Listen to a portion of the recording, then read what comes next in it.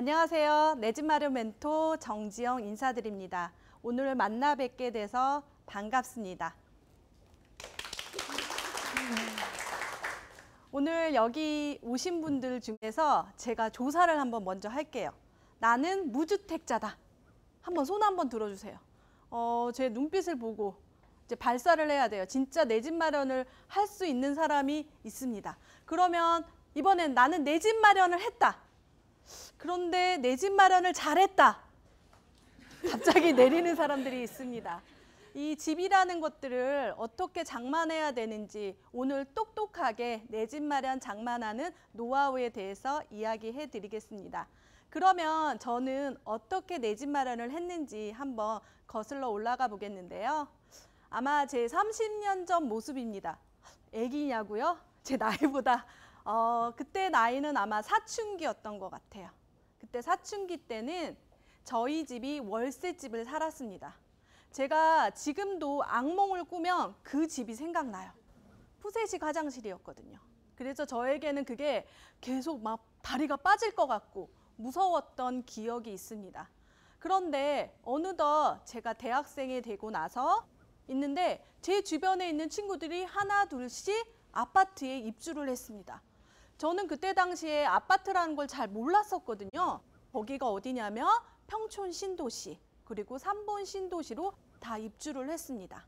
그래서 친구가 놀러 오라고 해서 제가 가봤는데 저는 그날 처음 문화 충격을 받았습니다. 어떤 거냐면요. 식탁등이 있었던 거예요. 식탁등을 처음 본 거예요. 아, 식탁 자리가 있고 식탁등이 있는 곳이 아파트구나. 이런 생각을 하고 돌아왔죠. 그때는 왜 우리는 그 집에 이사 가지 못하나 그런 생각을 했습니다. 그렇지만 방법에 대해서는 생각하지 않았는데요. 그러고 나서 저는 학교를 다니고 직장 생활을 하는 중에 그곳을 계속 지나가게 됐어요.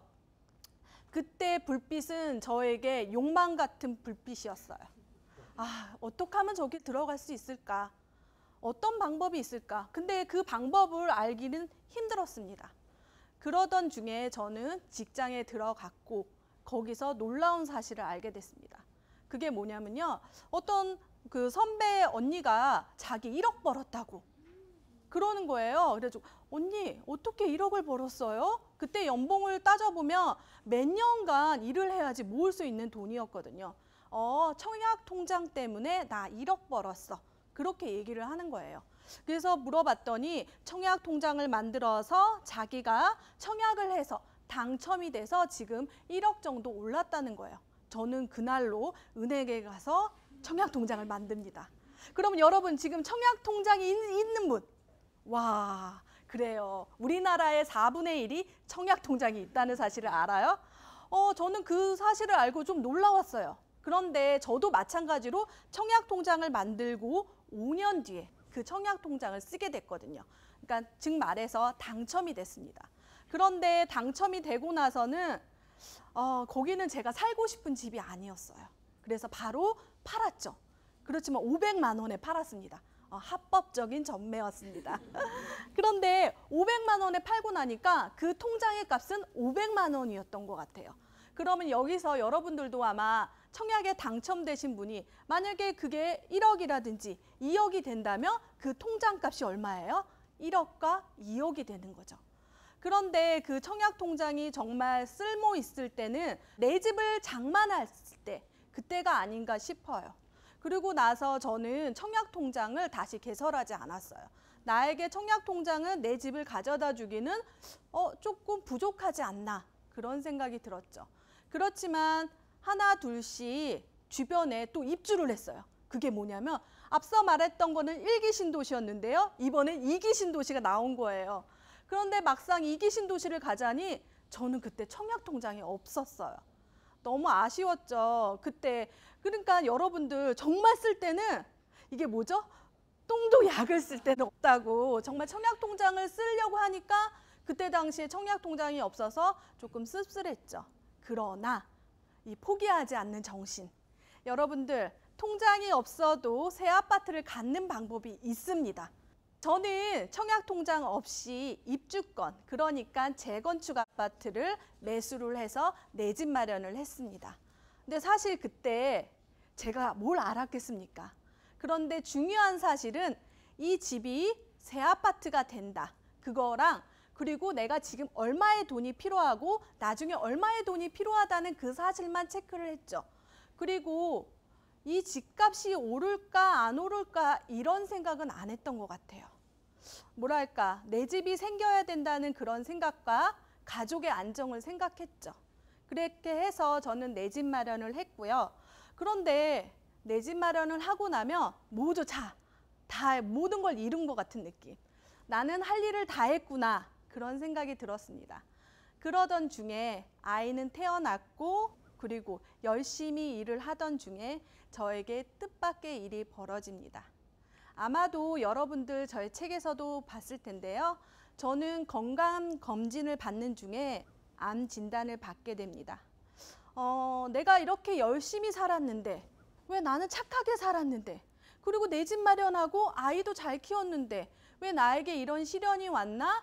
한 번은 좌절을 했습니다. 그런데 그런 얘기가 있어요. 뭐 이렇게 병에 걸리면 우울증이 생긴다고 하잖아요. 그러면 우울증이 안 생기려면 어떻게 할까? 그런 생각을 했습니다. 미친 듯이 밖으로 뛰쳐나갔죠. 밖으로 나가서 어디를 갔냐면요. 부동산에 갔습니다. 약 대신 부동산이었네요. 왜냐하면 부동산에 가면 커피도 마실 수 있고요. 그리고 저를 반겨하는 사람들이 무척 많았습니다. 그렇지만 그때 당시에 부동산을 공부한다는 거는 조금 어려웠어요. 처음 시작은 경매로 시작하게 됐습니다. 여러분들 경매란 걸 어떻게 아시게 됐나요? 보게 되면 무시무시하고 나쁜 일인 것 같고 그렇지만 저에게 경매는 저에게 부를 이루게 해 주었습니다. 가장 좋은 게 뭔지 아세요? 경매 법원에 가면 정지영 제 이름이 불려집니다. 언제요? 낙찰을 받을 때 제 이름이 불러져요. 여기 계시는 여자분들 중에서 아기 엄마라든지 지금 집에 계시는 가정주부라면 절대적으로 제 말을 듣고 고개를 끄덕이실 거예요. 제 이름이 불려질 때가 별로 없어요. 서진 엄마, 애미야 이렇게 불려지거든요. 그런데 제가 경매에서 낙찰을 받으면 제 이름이 불러지는 거예요. 두근두근 떨렸죠. 저도 맨 처음에 여자의 몸으로 이렇게 경매를 받고 일을 처리하는 과정이 힘들었습니다. 그런데요, 여자들이 더 잘합니다. 어떻게 잘하냐면요. 그분들이 마음에 상처가 있잖아요. 우리 모성애로 다독여주는 거죠. 많이 힘드셨죠? 제가 도와드리겠습니다. 이렇게 다가가면 그분들이 정말로 도움을 요청하고 저는 도움을 주게 되는 거죠. 그러던 중에 여러 가지 일이 있었어요. 거기에 가면 흥망성쇠가 이렇게 느껴져요. 특히 부동산으로 투자하다가 실패한 사람들을 보게 되니까 저도 떨리게 되더라고요. 근데 여러분들 지금 집값이 오르고 있으니까 마냥 오를 것 같죠? 그런데 어떻게 되면은 그런 부를 축적하고 나서 하루아침에 힘들어지는 사람을 보니까 역으로 생각했어요. 이 사람들은 왜 힘든가? 왜 이렇게 됐는가? 이런 생각을 하게 됩니다. 그래서 저는 무리한 투자를 하지 않았고 거기 안에서 제가 할 수 있는 방법대로 많이 진행을 하게 됐죠. 저는 하루도 빠짐없이 한 달 내내 법원에 가야겠다고 마음 먹은 적이 있었어요. 법원은 월요일부터 금요일까지 평일에 오픈이 됩니다. 그렇게 해서 제가 한 번은 한 달 내내 가본 적도 있었어요. 그러면서 거기에서 오는 사람들 그리고 낙찰 받는 사람들 이런 사람들을 유심히 보다 보니까 어떻게 낙찰을 받아야 되는지 알겠더라고요. 제 수많은 통장에서는 낙찰 입찰을 했던 증거가 있고 거기서 저는 많이 낙찰을 받게 됩니다. 그렇지만 그게 이제 시세 조사라든지 그렇게 했지만 많이 할수록 되는 거예요. 10번 가서 한 번 가서는 절대 안 되죠. 100번은 가셔야 되는 거예요. 그렇지만 그 과정에서도 많이 배우고 노력하게 됐습니다. 그런데 그런 생각을 하게 돼요. 여러분들이 이제 부동산, 내 집 마련을 했던 사람들은 다 일을 끝냈다고 생각하지만 뒤돌아보면 엄마, 아빠가 계시는 거예요. 우리는 지금 3남매거든요. 그리고 그러니까 5 식구가 이제 컸어요. 그리고 나서 결혼을 하고 나면 4채가 필요하게 된 거예요. 집이. 그렇잖아요. 결혼을 하게 되니까. 그렇게 해서 보니까 하나하나 오빠, 언니, 나, 아빠, 엄마 집들이 필요하게 된 거죠. 그 당시에 엄마는 월세를 살고 있었습니다. 어느 날 갑자기 지영아, 나도 집이 갖고 싶다. 이런 얘기를 하셨어요. 그래서 저는 그럼 엄마가 갖고 싶은 집이 뭐야? 하고 이렇게 했더니 엄마는 방 3개, 욕실 2개, 거실이 있는 계단식 아파트였어요. 정말 소박한 꿈이었죠. 새 아파트라든지 역세권이라든지 학군이 좋은 곳, 그런 곳을 원하신 게 아니었어요. 그렇게 했지만 엄마가 그런 집을 원하셨기 때문에 제가 찾게 됐죠. 그런데요, 여러분 자기 집을 찾을 때는 그냥 좋은 뭐 디귿자 싱크대에 막 뷰 좋은데 아무 데나 선택하는데 엄마 집을 선택하려니까 너무 떨리는 거예요. 그게 왜 그래요? 잘못되면 내 탓 이렇게 되는 거예요. 그리고 특히 만약에 집값이 떨어진다고 해서 내가 보전해 준다고 해도 엄마는 뒤에 가서 울고 계시겠죠. 집값 떨어졌다고. 그래서 저는 거기서 기준을 잡았습니다. 절대 떨어지지 않는 가격의 아파트를 찾자. 반대로 얘기하면 오를 만한 곳이었지만 그렇지만 절대 떨어지지 않는 아파트가 도대체 뭘까라는 고민을 하게 됐습니다. 그 중에서는 월세 수익이 나는, 환산을 해서 월세 수익이 나는 아파트를 찾게 된 거죠. 그래서 실제적으로 나중에 매도를 했을 때 그 집을 샀던 사람이 월세를 주기 위해서 그 집을 매수를 했더라고요. 저는 그렇게 해서 계산을 했고 여러 군데를 찾다 보니까 이제 검색을 하게 되는 거죠. 검색을 하던 중에 되게 싼 물건이 있는 거예요. 그래서 제가 전화를 했죠. 이 물건은 뭐예요? 이 물건을 살 수 있나요? 그랬더니 경매로 나온 물건이에요 라고 얘기를 하더라고요. 그래서 저는 그때 처음으로 경매라는 단어를 알게 됐어요. 경매 이퀄 싸게 살 수 있는 방법이라는 걸 알게 됐죠. 그 다음부터 공부를 되게 열심히 했어요. 근데 사실 앞서 말했듯이 제가 경매를 시작한 것은 엄마 아빠 집을 장만하기 위해서 했던 거더라고요. 근데 방법론적으로 그걸 했지만 실제적으로 엄마 아빠 집을 장만할 때 경매로 장만하려고 노력했지만 직접 보지 않으시니까 선택을 못 하시더라고요. 그리고 저도 걱정이 되죠. 그래서 사실 경매로는 엄마 아빠 집을 마련하지 못했습니다. 그러던 중에 저는 어떤 곳에 강의를 들으러 갔어요. 저도 그때 당시 5만 원짜리 강의였는데요. 그 강의를 듣고 몇 배의 수익이 생겼습니다. 그 얘기를 지금부터 해드리려고 하는데요. 저는 최근에 청약에 관한 이야기를 많이 하고 있습니다. 그것은 저희 엄마 아빠에게 새 집을 장만하는 그 방법이 청약이었기 때문이죠. 그런데 그때도 똑같아요. 저희 엄마 아빠도. 막상 쓰려니까 통장이 없는 거예요. 네, 그렇게 했지만 청약 통장이 없이도 새 아파트를 갖는 방법이 생겼습니다. 제가 수업 중에 놀라운 사실을 알게 됐어요. 그게 뭐냐면 특별 공급. 공급이라는 게 있는데 새 아파트를 공급하는데 특별한 사람만 주는 그것이 있었어요. 그걸 몰랐는데 그 특별한 곳에 아빠의 자격이 있었던 거예요. 그게 바로 국가유공자 자격이었어요. 그렇게 해서 특별이라는 단어를 가지고 어떻게 찾아 나가야 되나 고민을 하게 됩니다. 여기서도 또 고민을 해요. 앞서 말했듯이 엄마 아빠 집을 장만하고 나서 두 번째 집을 장만하려니까 더 힘든 거죠. 절대 떨어지지 않는 그런 아파트를 찾아야 되는 거죠. 그것도 새 아파트로 보이지 않는. 지금 첫 번째 집은 우리가 말하는 재고주택, 구축을 장만하셨는데요. 직접 집에 들어가서 보시니까 그거에 대해서 확신이 생기지만 여러분들 생각해보면 모형도 정말 빈 땅에 있는 아파트를 보고 동호수 지정을 해서 자기가 그 새 아파트를 갖는다는 거는 해 토픽감이에요. 생각해보면 거의 뭐 형물이 없잖아요. 형체가 없는데. 그렇게 해서 정말 좋은 곳이 어딘가 하고 미친 듯이 다녔습니다.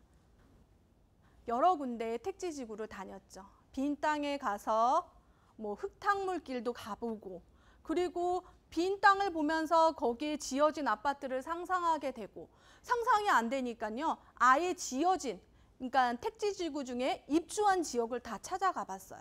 그랬더니 놀라운 사실을 알게 됐어요. 어느 곳은 비싸고 어느 곳은 싼 거예요. 그게 뭘까? 여러 가지가 있어요. 지금부터 적으셔야 됩니다. 어떤 거냐면요. 초등학교. 학교가 같은 곳은 학교가 가까운 곳이 프리미엄, 그러니까 가격이 상승했고요. 그 다음에 역세권입니다. 역세권에도 여러분 많은 역세권이 있지만 미래의 역세권도 있어요. 그런데 삽도 안 든 역세권도 사실은 있습니다. 그렇지만 역세권이라는 게 지금 바로 이용 가능하다면 프리미엄은 더 높겠죠. 그리고 상가를 이용하기 편리한 곳. 그러니까 우리가 택지지구 안에 빨간 테두리로 이렇게 되어 있는 곳들이 상가 자리거든요. 그쪽 지역을 보면은 항상 프리미엄이 높았습니다. 그리고 프리미엄이 낮은 곳은 왜 낮나 하고 봤더니 그 주변에 새 아파트가 너무 많이 들어서는 곳, 그런 곳도 안 오르더라고요. 여러 가지 오르고 내리고를 직접 눈으로 봤더니 실제적으로 분양을 받을 때는 그것이 보이더라고요. 근데 여러분들이 생각해 보면 어느 곳은 오르고 어느 곳은 내린지 그거에 대해서 잘 판단이 안 드시죠. 그렇지만 저는 정말 수많은 모델하우스를 가봤습니다. 그 모델하우스에 가서 모형도도 보고 어떤 것이 입주를 하고 어떤 것이 좋은 건지 한번 판단이 되어보죠. 그렇지만 저는 향후 분양할 예정 물량이 궁금했습니다. 왜냐하면 1년 동안 아빠가 청약할 곳이 많은데 가장 좋은 곳, 가장 적합한 곳을 찾아야 되기 때문에 1년치를 연구를 하게 됐어요. 그렇게 되니까 자기 지역, 자기가 가고 싶은 지역에 1년치의 분양 예정 물량을 판단하는 게 좋습니다. 그 중에 하나가 떠올랐죠. 사실 그 아파트는, 그 지역은 아빠가 출퇴근하기는 조금 어려웠습니다. 저는 그것은 그 아파트를 징검다리 하우스라고 표현하는데요. 자기가 살기 원하는 곳으로 갈 때 한번 디딛고 가라는 의미로 저는 그 아파트를 선정했거든요. 그래서 이제 아빠한테 아빠 이제부터 이 아파트를 들어가려면 4천만 원을 모아야 돼 그랬어요. 아빠는 그동안에 한량같이 살았기 때문에 이 방송을 보면 아빠 여기다 그렇게 생각하겠지만 아빠는 그렇게 돈을 많이 모아본 적이 없으셨어요. 그런데 놀라운 거는 이 내 집 마련으로 개가천선을 하셨어요. 정말로 그 돈을 모으신 거예요. 근데 4천만 원이 적으면 적은데 저희 아빠한테는 4억과 같은 돈이에요. 그걸 맨날 쓰시는 분인데 어떻게 4천만 원을 모았겠어요. 그래서 제가 4천만 원을 모으고 나서 그 계약금으로, 그러니까 지금 이렇게 말하니까 4억 원대의 아파트를 찾게 된 거죠. 더 높게, 더 비싼 아파트로 갈 수 있었지만 그거보다는 조금 적당한 사이즈의 아파트를 찾게 된 거죠. 그래서 그날 특별 공급을 하러 갑니다.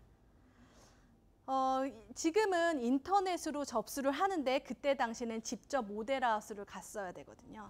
그래서 저는 제가 직접 모델하우스를 갔는데 그날 아침이 떠올라요. 아빠가 먼 길을 간다고 아침에 김밥을 사가지고 1,000원짜리 김밥을 사가지고 저에게 손을 쥐어주면서 열심히 하고 오라고 말씀하셨습니다. 그런데 그 김밥이 쉰 거예요. 근데 그걸 아빠가 드신 거예요. 그래서 아빠가 탈이 나서 저는 그게 기억이 남는데 그 김밥을 보니까 그 마음이 느껴지는 거예요. 그러니까 내 집 마련을 하고 싶다는 마음. 그래서 진정 그때 제가 청약을 하고 나서 당첨이 되셨어요. 박수 한번 쳐주세요. 당첨이 되셨는데 노얄동 노얄층인 거예요. 박수 한 번 더. 너무 행복한 거죠. 어떻게 그렇게 노얄층이 됐는지. 아빠는 운이 너무 좋은 사람이에요. 그러던 중에 아까 말했듯이 그 집에 들어가 살 수는 없었어요. 너무 멀었죠. 그러던 중에 새 아파트를 가질 수 있는 방법을 또 찾았어요. 이제는 정말 잘 찾으리라.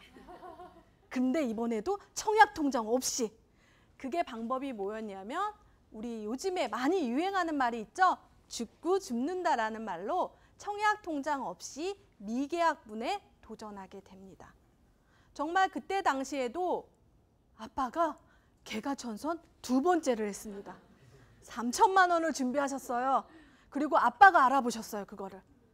아빠가 여기 이제 미계학분이 나온대 라고 아빠가 먼저 저를 알려줬어요. 그래서 저는 그 소식을 주변에다 알려줘서 여기 당첨자도 있습니다. 그렇게 해서 당첨이 되셨어요, 그것도. 웬일이에요. 이렇게 당첨이 잘 되는 사람이었을까요? 말년운이 진짜 대박입니다. 그러고 나서 진짜 입주를 했는데요. 그 입주하는 날 저는 너무 기뻤어요. 그날은 엄마에게 선물을 줬어요. 안마사를 불렀어요. 안마를 해주는 사람. 이게 나이 들어서 이사하면요, 몸이 아파요. 그래서 여러분들도 부모님이 계시면 내 집 마련을 빨리 해드려야 돼요. 그리고 오래 사실 거면 새 아파트를 해드려야죠. 그래서 저희 아빠와 엄마는 정말 지금 2번째 주택을 갖게 된 거죠. 정말 부동산 효녀. 제가 닉네임이 부동산 효녀예요. 부동산 효녀 같지 않나요? 네. 그래서 부모님은 1억의 자산가에서 10억의 자산가가 되었습니다. 그것은 10배의 기적이고 그 기적은 청약과 분양으로 이루어진 것입니다. 박수. 제가 이렇게 부모님의 집을 찾다 보니까 이런 마음이 생기더라고요. 주변에 내 집 마련 못하신 분들에게 도움이 되고 싶다는 생각을 했습니다. 그 다음부터는 저는 내 집 마련 멘토로서 활동하고 있는데요. 사실 저는 부동산으로도 빠르게 부자가 됐고 저희 부모님도 부자가 됐습니다. 제가 농담 삼아 얘기했던 하우스 푸어 우리 언니도 부동산으로 다시 일어났습니다. 사실 여러분들이 지금 이 지식을 듣고 자신의 내 집 마련을 위해서 살겠지만 나중에 여러분들의 그 부모님과 형제 자매에게 큰 도움이 되리라 그런 생각이 들어요. 그렇게 해서 오늘은 여러분들에게 내 집 마련하는 방법, 최고의 방법을 제시해 보겠습니다. 이런 말들이 있는데요.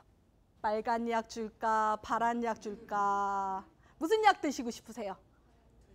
둘 다 먹고 싶어요? 아, 욕심쟁이. 네, 청약입니다. 파란 약이죠.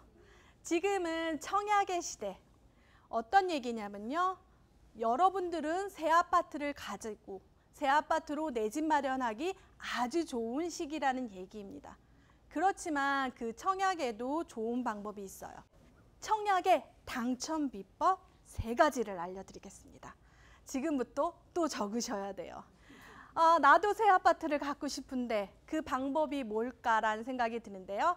첫 번째 방법입니다. 분양받기 전까지는 무주택자 상태를 유지하세요. 아까 제가 첫 시간에 지금 주택이 무주택자인 분들이 거의 40%입니다. 그거는 지금 우리나라에서는 60%는 유주택자고 40%는 무주택자예요. 그렇지만 지금 무주택자에게 기회가 아주 많습니다. 그런 것들은 대출의 문제도 있고 청약 시 당첨의 조건 중에서 무주택자가 좋기 때문이죠. 여러분들이 무주택자로 사는 것들이 어쩌면 힘든 과정입니다. 그렇지만 나라에서는 무주택자에게 기회를 많이 주고 있습니다. 그렇기 때문에 분양받기 전까지는 무주택자를 유지해야 됩니다. 그리고 이제 2번째인데요. 앞서 말했듯이 특별한 사람인지 아닌지를 판단해야 돼요. 이제부터 자신이 특별한지 안 한지 한번 따져보겠는데요. 신혼부부. 신혼부부가 있을 것 같으면서도 없습니다. 지금 얼굴에. 그 다음에 노부모 부양. 여기 효자, 효녀 없나요? 네. 그리고 다자녀 특공. 그러니까 아이를 3명 낳을 때 특별한 사람이 됩니다. 그리고 기간 특공이라는 게 있습니다. 그게 바로 저희 아빠가 당첨이 된 기간에서 추천한 특별한 제도인데요. 여기서 기간에서는 아까 말했던 국가유공자, 장애인, 중소기업, 그리고 이전기간 종사자, 다문화 특공도 간혹가다 있습니다. 이렇게 기간에서 추천한 사람들이 당첨이 될 수 있는데요. 이 중에서도 갑자기 내가 특별한 사람이 됐다고 생각하는 사람이 있을 거예요. 아마 주변에서 장애인 특공이라든지 그다음에 중소기업 특공을 많이 찾습니다. 저도 그러면 이렇게 특별한 걸 찾으면 어떻게 해야 되나 고민을 하게 되죠. 그러면 그 기관에 물어보는 게 제일 좋습니다.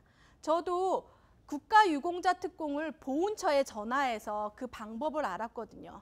그런데 여러분, 이 특별함이 얼마나 많은 양이 있는지 아세요? 여러분, 공공분양, 그러니까 우리가 말한 주공아파트 LH에는 80%가 특별한 사람에게 가요.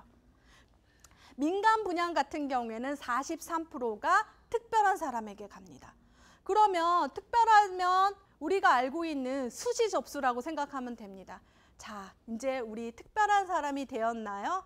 특별한 사람이 안 된 사람을 이렇게 좌절해야 되나요? 아닙니다. 이번에는 세 번째 방법입니다. 특별하지 않다면 가점을 올리셔야 돼요. 여기서 여러분 퀴즈를 한번 낼게요. 가점이 있는데 우리가 수능도 만점이 있잖아요. 가점에서 만점 점수가 몇 점일까요? 84점이요. 와, 만점자입니다. 제 기운을 한번 드릴게요. 네, 여기 선물도 한번 드리고요. 네, 꼭 당첨되시기 바라겠습니다. 네, 여러분들 84점이 얼마나 큰 점수인지 아세요? 정말 어렵습니다. 자기 점수를 알고 있는 사람, 가점. 아, 계산도 안 해봤다. 나는 계산해봤자 몇 점도 안 된다. 그런 분들도 많아요. 그렇지만 앞서 말했듯이 통장이 없거나 가점이 없어도 방법은 여러 가지 있습니다. 이가 없으면 잇몸이라고 했잖아요. 우리가 이렇게 생각하면 포기했다면 그것이 내 것이 되지 않겠지만 여러분들이 지금 할 수 있는 방법을 생각했습니다. 그렇지만 정말 청약에 당첨이 되지 않다면 앞서 말했듯이 통장이 없어도 당첨이 되지 않아도 새 아파트 갖는 방법이 도대체 뭘까? 나도 내 집 마련하고 싶다. 이런 분들 계시죠? 내 집 마련하고 싶은 열광 한번 박수 한번 쳐주세요. 와, 진짜 내 집 마련하고 싶은 분들이 참 많네요. 저도 새 아파트 살아보니까요. 새 아파트만 계속 살고 싶어요. 그렇지만 여러분들 그게 가질 수 있기란 여러분들이 노력을 하셔야 됩니다. 지금부터는 통장이 없어도 새 아파트 갖는 방법 4가지를 알려드리겠습니다. 첫 번째로는요. 앞서 말했듯이 저희 아빠 집을 장만했듯이 미계약분, 그러니까 당첨이 되고 계약하지 않는 자녀 세대, 그거에 대한 도전입니다. 그런데 그것들에 대해서는 여러분들이 잘 알 수가 없었어요, 그전엔. 그런데 이제는 나라가 앞서서 아파트 투유라는 사이트, 그러니까 이 사이트는 여러분들이 아주 친숙해야 돼요. 그 사이트에 들어가서 청약도 하지만 이제는 그런 미계약분 자녀 세대, 우리가 이제는 용어로는 무순이라고 합니다. 그 청약을 하게 되면 통장 없이도 당첨이 됩니다. 그런데 이런 정보들에 대해서는 꾸준히 생각하고, 그렇지만 너무 큰 그 분양가라든지 그 지역들을 생각하면서 조금 좁혀가면서 그 지역과 아파트를 체크하셔야 됩니다. 그러면 이제 아셨죠? 아파트 투유 사이트에 들어가 본다. 그러면 이번엔 두 번째 방법입니다. 그런데 우리가 보면은 새 아파트 중에서는 택지지구, 앞서 말했듯이 택지지구에서 새로운 땅에 아파트를 짓는 경우도 있지만 기존의 아파트를 허물고 새 아파트를 짓는 경우가 있죠. 정지영이 내 집 마련한 방법입니다. 그것은 바로 재건축, 재개발. 그거는 우리가 말하는 입주권이라고 하는데요. 이 단어는 어렵지만 여러분들께서 그런 아파트, 오래된 아파트를 새 아파트로 변경하는 그런 곳에 내 집 마련하는 방법. 그러니까 지금은 낡은 집이지만 새 아파트로 변화하는 그런 집을 갖게 되는 거죠. 이거는 통장이 없어도 됩니다. 그냥 부동산 가서 계약하시면 됩니다. 저도 그렇게 해서 취득을 했는데요. 잘 몰라요. 모르면 뭐라고요? 어떻게 해요? 처음에 들어가는 돈, 나중에 들어가는 돈. 그런 걸 계산하다 보면 여러분들이 운영할 수 있는 돈이 생깁니다. 네, 두 번째 했습니다. 이번엔 세 번째입니다. 그냥 지어진 새 아파트, 그냥 분양권이라고 하죠. 그걸 취득하면 되죠. 난 당첨이 안 됐어. 그러면 당첨된 사람이 파는 경우도 있죠. 그러면 그걸 사면 되는 거예요. 그러면 청약통장 없이도 취득이 가능하죠. 그런데 약간의 돈을 내는, 웃돈을 내는 프리미엄이라는 걸 내게 됩니다. 그렇지만 우리가 싸게 사는 방법도 있지만 그게 안 된다면, 내 집 마련을 해서 거주의 안정을 찾는다면 그 방법 또한 여러분에게 내 집 마련하는 좋은 방법이라고 생각합니다. 처음엔 어렵고 두렵고 떨려요. 첫 번째 제가 뭐라고 했어요? 모델하우스에 많이 다녀보라고 그랬죠. 모델하우스 가면요, 그 집은 분양권이 되고 그 집은 재구주택이 되는 거예요. 저는 첫 낙찰, 그러니까 경매로 첫 낙찰한 집은 모델하우스에 가서 본 집이었어요. 10년 뒤에 저는 그 집을 보지도 않고 낙찰을 받았습니다. 왜요? 그 집은 좋은 집인 걸 알고 있었거든요. 여러분들, 이런 정보라든지 이런 것들을 단숨에 얻기는 힘들어요. 저도 10년의 세월이 걸렸거든요. 그러면 다시 복습합니다. 첫 번째는 뭐예요? 네, 미계약분 자녀 세대에 도전하라. 두 번째는요? 네, 재건축, 재개발 아파트. 세 번째는요? 분양권. 네, 이렇게 공부하고 갔어요. 사실 첫 번째, 두 번째, 세 번째 방법 다 어렵고 두렵고 떨려요. 왜냐하면 너무 큰 돈이기 때문입니다. 여러분, 오늘 저한테 들어도 심사숙고하면서 한 번 생각하고 두 번 생각하고, 그리고 한 번 갈 거 두 번 가고 세 번 간다면, 남들보다 더 먼저 움직인다면 내 집 마련을 잘 할 수 있을 거라 생각이 듭니다. 그러면 이번엔 네 번째 방법이에요. 네 번째 방법은 차라리 1, 2년 차 아파트를 사자. 우리가 말하는 지금 지어져 있는 집을 사는 거죠. 사실 첫 번째, 두 번째, 세 번째는 내가 눈으로 보지 못하고 사는 거예요. 그렇지만 1, 2년 차 아파트는 내가 직접 올라가서, 오, 전경 좋네. 여기는 방이 3개고 이렇게 생겼네. 직접 눈을 보고 사는 건데요. 1, 2년 차 아파트를 사는 게 좋습니다. 왜요? 그것은 보다 보면 알게 되는데요. 어느 날 갔더니 물건이 하나도 없어요. 그렇게 생각하면 사장님 왜 이렇게 물건이 없어요? 그랬더니 지금 나올 시기가 아니에요 라고 얘기를 하더라고요. 그러면 지금 나올 시기는 언제이냐? 우리나라 세금에 대한 것들 때문에 2년마다 이렇게 나오게 됩니다. 2년 동안 나오지 않는 이유 아시죠? 비과세, 양도 조건, 2년을 보유해야 된다는 거죠. 그렇기 때문에 2년을 보유하고 매도할 물건이 나오면 그때 여러분들은 연어가 올라오는 강물 앞에서 딱 대기를 하세요. 낚아채시면 됩니다. 그게 1, 2년 차 아파트거든요. 제가 잘하는 방법입니다. 이거는 여러분들이 생각을 못하는 거죠. 그냥 새 아파트라면 분양, 청약이라고 생각했지만 그런 방법이 있었다라는 생각을 하게 됩니다. 그렇지만 여러분들이 이런 방법을 잘 알지만 실제적으로 어떻게 해야 되는지 방법론적으로는 얘기를 했지만 실천하는 그 노하우를 지금부터 이야기해 드리겠습니다. 앞서 말했듯이 똑소리 나는 좋은 집 찾는 노하우입니다.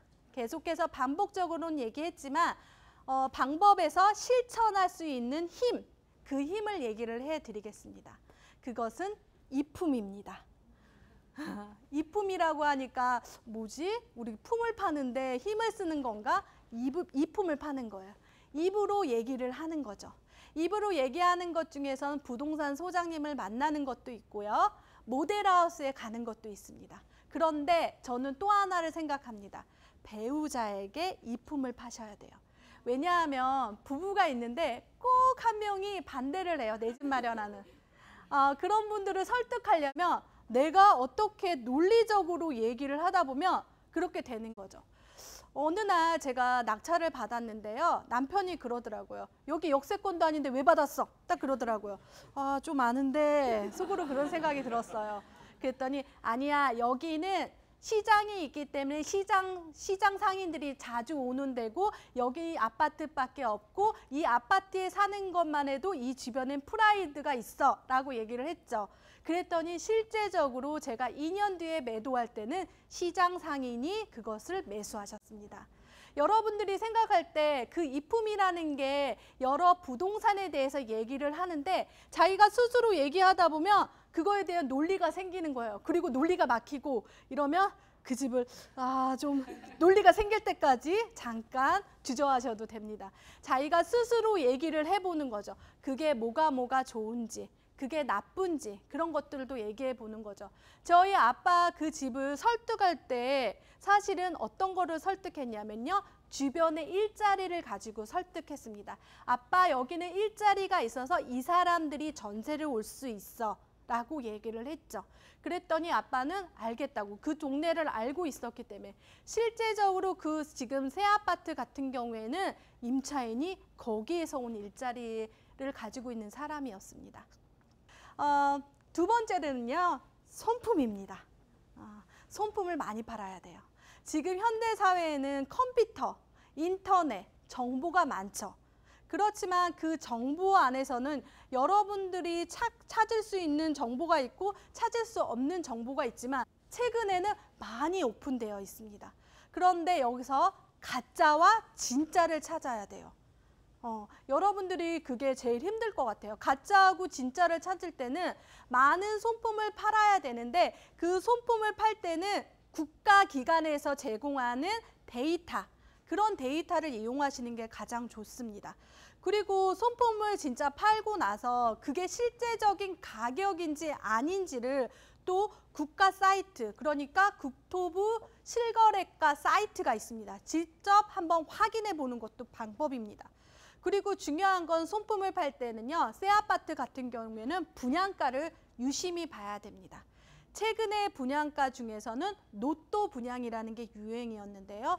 거슬러 올라가면 그 노또 분양이라는 게 어떻게 만들어졌는지 보면 노또가 계속 나올 곳이 있구나라는 걸 알게 됩니다. 그렇게 여러분들이 손품을 팔게 되면 그 중에서도 국가기관에 나온 데이터를 가지고 한다면 정확하겠죠. 그리고 중요한 손품 중에는 누수도 있습니다. 앞서 말했듯이 가짜 누수와 진짜 누수를 구별하기가 좀 어려운데요. 그것은 많이 봐야지 또 알 수 있습니다.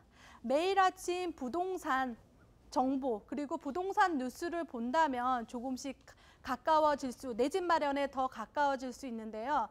근데 그런 생각을 합니다. 이거 평생 해야 돼? 그런 생각을 하게 되죠, 사실은. 그렇지만 이런 정보를 알게 되면 여러분들 앞서 말했듯이 그 가족들에게 내 집 마련의 선물 그리고 지식 전달을 할 수 있습니다. 그렇기 때문에 여러분 스스로 뉴스라든지 데이터를 찾아보는 손품에 집중하는 것도 좋습니다. 특히 여기에 직장인들도 있을 거예요. 사실 직장 다니면서 이것저것 찾는 것도 어렵지만 저는 이걸 추천해 드리고 싶어요. 책, 그러니까 독서입니다. 우리가 어떤 정보를 얻을 때 그 책에 100권을 읽으면 그 지식이 쌓인다고 하잖아요. 그것도 마찬가지로 제가 부동산 투자를 했을 때, 부동산 공부를 했을 때 책으로 많이 했던 것 같아요. 그렇게 해서 여러분 손품으로 그렇게 찾아가면 되겠습니다. 그리고 발품입니다. 다시 입품, 손품, 발품입니다. 네, 발품인데요. 계속해서 나가봐야죠. 지금 우리가 입품으로 하고 손품으로 한 건 내가 실제적으로 보지 않았던 곳입니다. 실제적으로 간다면 어머, 그 근처에 송전탑이 있었던 거예요. 그 근처에 유해시설이 있었던 거예요. 그런데 가봤더니 근처에 전철이 뚫릴지 모른대요. 이런 얘기를 듣다 보면 발품에서 많이 얻을 수 있습니다. 저는 발품을 나가면 여러분 임장이라고 하는데요. 임장을 나가면 얼마를 번다고 생각하세요? 저는 한 번 나갈 때마다 100만 원을 번다는 마음으로 갑니다. 왜? 내가 10번 나가서 1000만 원짜리 싼 걸 잡는다면 정말 한 번 나가는데 100만 원이겠죠. 발품을 나갔다가 그냥 단순하게 다른 물건을 얘기를 하다가 소장님께서 그런 얘기를 합니다. 지영 씨 지금 진짜 싼 물건이 나왔는데 이거 되게 좋은데 좋으면 사장님이 하시지. 그렇지만 이거 너무 좋다고. 그러다면 제가 아까 말했던 손품으로 놔뒀던 데이터를 보니까 정말 싼 물건이었어요. 그 물건을 저는 또 계약을 했죠. 그랬더니 그 임장 나간 게 지금 한 번 나가면 이렇게 되는 거예요, 사실. 그런데 그런 기회가 여러분 바로 지금 나갈래 이래서 바로 생기는 건 아닙니다. 사실 그런 과정을 여러 번 겪다 보면 정말 중요한 순간에 그런 순간을 캐치할 수 있는 능력이 생기는 거죠. 지금 말했던 이품, 손품, 발품이 여러분들에게 내 집 마련하는 데 많은 도움이 될 거라 생각이 듭니다. 네, 내 집 마련하는 방법에 대해서 많이 얘기를 해드렸는데요. 그리고 내 집 마련을 잘할 수 있는 방법까지 얘기했습니다. 이품, 손품, 발품이라고 얘기를 했는데요. 여기 계시는 분 중에서도 그래도 어려워하시는 분이 계실 것 같아요. 그래서 청약에 관련돼서 나는 꼭 이것을 알고 싶다 하시는 분 한번 질문을 해주세요. 네. 네, 저 이제 결혼한 지 얼마 안 된 신혼부부인데 이제 네. 신혼부부 특공이라든지 좀 그런 팁 좀 네. 알 수 있을까요? 네, 질문이 너무 좋은데요. 지금 정부에서는 신혼부부에게 많은 특혜를 주고 있습니다.